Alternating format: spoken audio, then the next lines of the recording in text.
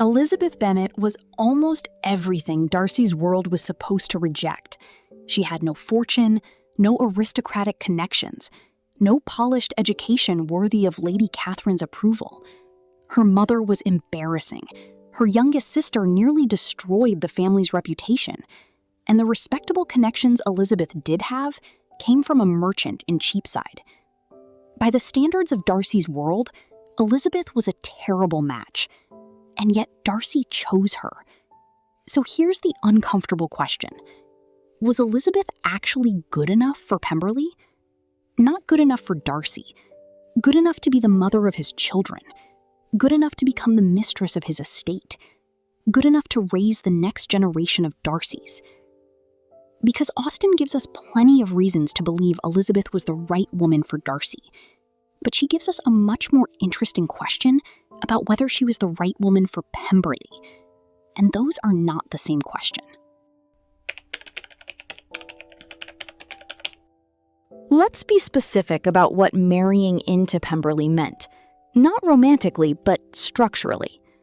In Regency England, a woman brought things to a marriage beyond herself. She brought money, family connections, social accomplishments, and, depending on the match, connections that could strengthen her children's position in society. The social world around Darcy seemed to offer him two obvious kinds of match. Caroline Bingley, wealthy, accomplished, socially fluent. Her children would have a mother thoroughly familiar with the accomplishments and manners expected in fashionable society. The music, the languages, the social graces, the ability to move through an upper-class room without embarrassment. She understood how that machinery worked. But all young ladies are accomplished. They sing, they draw, they dance, speak French and German, cover screens and I know not what. And then there was Anne de Bourgh, the dynastic ideal Lady Catherine had imagined since childhood. Heiress of Rosings, Darcy's cousin, and heir to a substantial estate. A marriage between them would have joined two important family properties and reinforced the family's existing connections. Austen describes Anne as thin, sickly, and cross. Her ill health had prevented her from acquiring even many of the accomplishments Lady Catherine boasted she would have mastered. And Elizabeth, watching Darcy with his cousin, could not discern any symptom of love. Caroline represented social accomplishment. Anne represented family property and dynastic consolidation. Both represented things Darcy's social world could value highly in a marriage. Darcy wanted neither of them.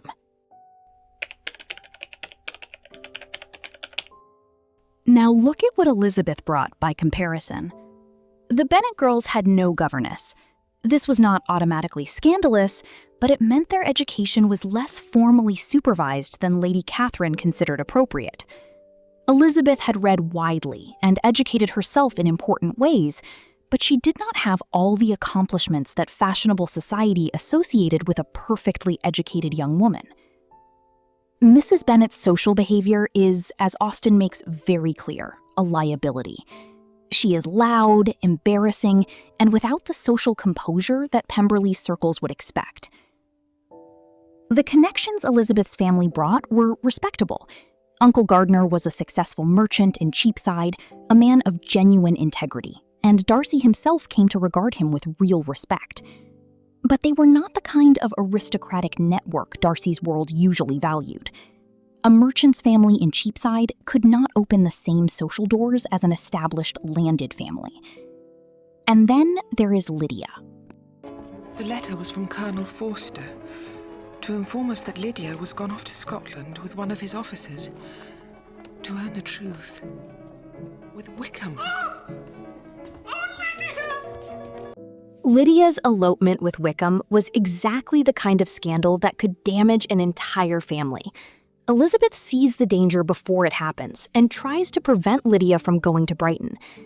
Darcy's intervention transformed what could have been a permanent disgrace into a manageable family embarrassment. But the episode was hardly something the Bennets could simply erase.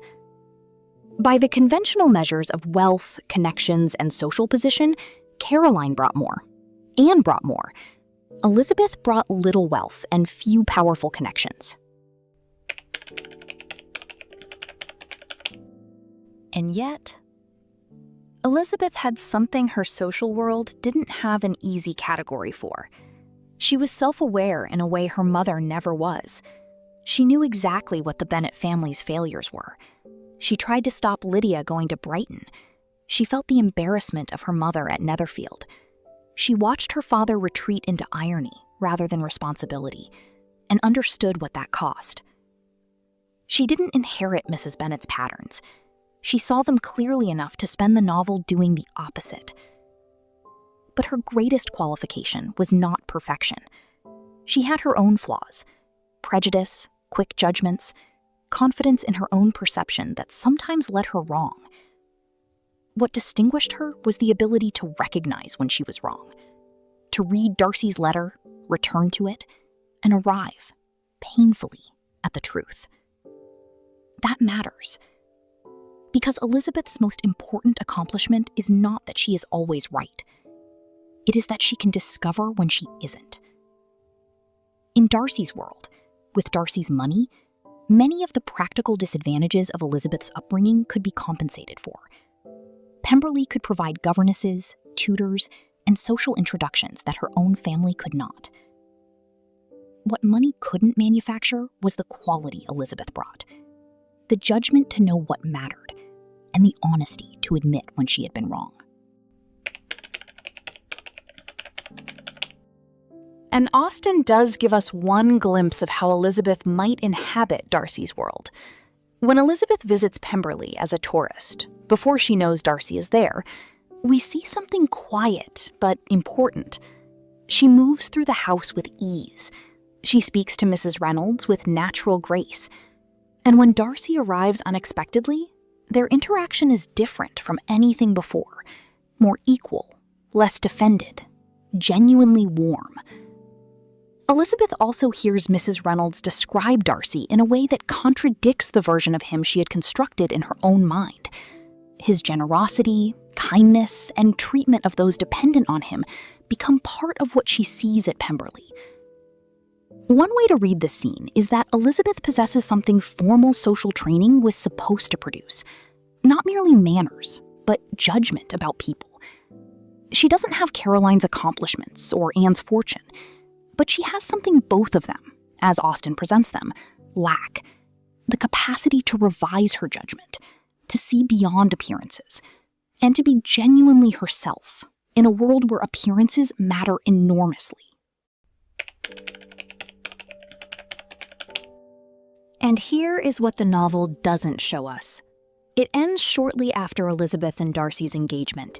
We never see Elizabeth fully established as the mistress of Pemberley.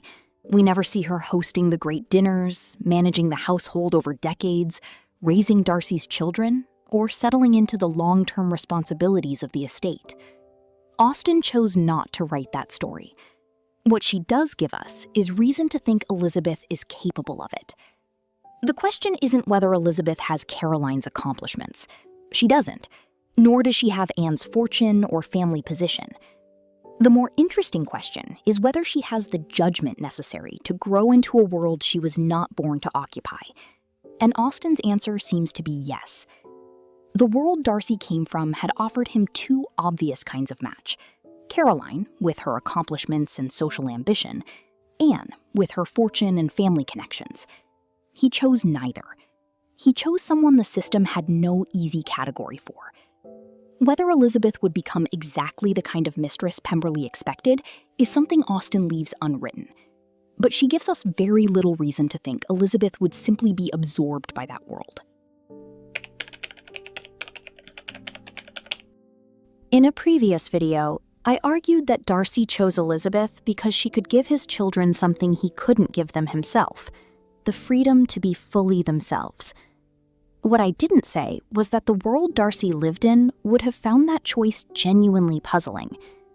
Elizabeth lacked many of the traditional advantages associated with a great marriage: wealth, aristocratic connections, and the polished accomplishments expected of a fashionable young woman. But Austen suggests she possessed something those things could not guarantee: judgment. And perhaps that is the real answer to the question. Elizabeth doesn't become suitable for Pemberley by becoming more like Caroline or Anne. She becomes suitable because she can enter Darcy's world without losing the qualities that made him love her in the first place. And when you think about it, that's a much more interesting kind of inheritance. Tell me in the comments, do you think Elizabeth's intelligence and judgment were enough to compensate for what the Regency world expected from a mother at Pemberley? And do you think Austen intended us to worry about this, or to trust that the right qualities eventually win? I'm Sana. This is Monica's Pie. The story's never just the story.